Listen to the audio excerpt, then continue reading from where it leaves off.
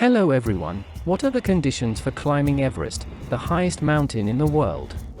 Mount Everest is the highest mountain peak in the world, which was reached for the first time in 1953. This summit is located within the Himalayan mountain range, located between the countries of Tibet and Nepal. Requirements for climbing Mount Everest. It is possible for a person to climb Everest alone, or in a group, and in all cases, there are conditions applied by the Nepalese government to climb the highest mountain peak on Earth and allow it, and these conditions are as follows. Before doing so, climbers of Mount Everest must register for specific days at the base camp of the mountain, in which they are given permits to climb this mountain and the distance they want to travel from it. This permit is granted to those who have passed the advanced climbing camp in the past.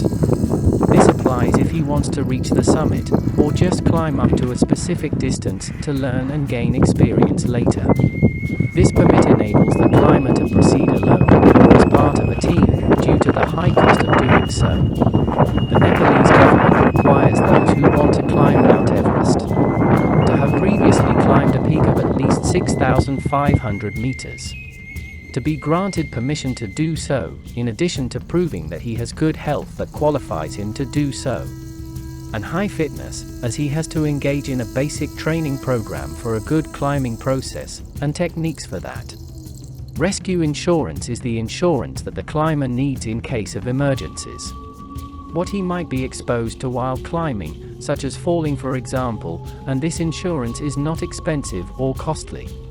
Checking for new laws. The Nepali government changes and updates laws often. Therefore, it is important for the climber to read these laws and follow them for his safety and protection. The psychological factor is the first and best thing to take with you. To be in full physical and psychological strength and ready to embark on this adventure, as there are many psychological factors that greatly affect the success in climbing Mount Everest. Among them is the fear of heights, the disease of all kinds. The disease is like allergies, or if you are old. If you want to climb any mountain, you must have tried climbing any other mountain. It should not be your first time in mountain climbing. Mountaineering experience is what makes falling risks minimized. The risks of falling are many, including snow avalanches, rockfall, hurricanes, and strong winds, also snowfall, and low oxygen levels, many of the factors that you must take into account a lot.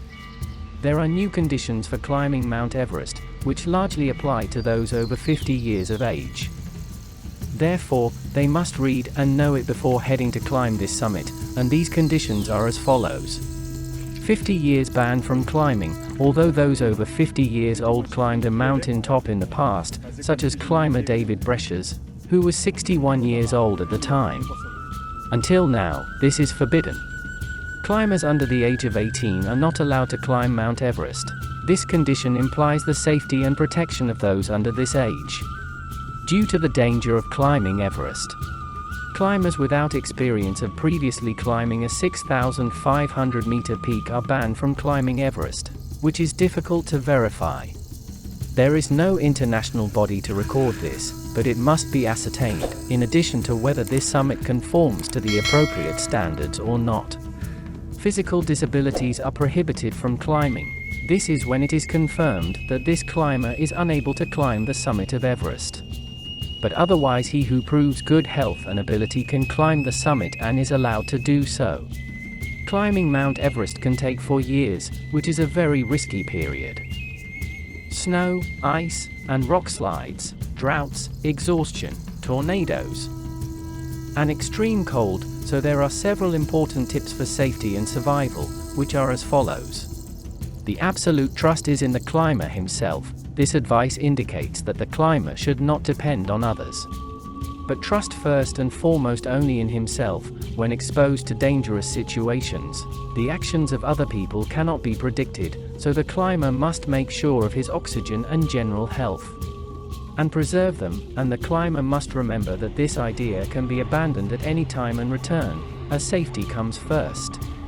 Respect for weather conditions. At the highest peaks of the mountains, the weather may change from apricot to a massive hurricane suddenly without warning, so that visibility becomes almost non-existent. Climbers get frostbitten, and their oxygen level decreases, so the climber must check the weather forecast continuously, and not take any risks. Out without it.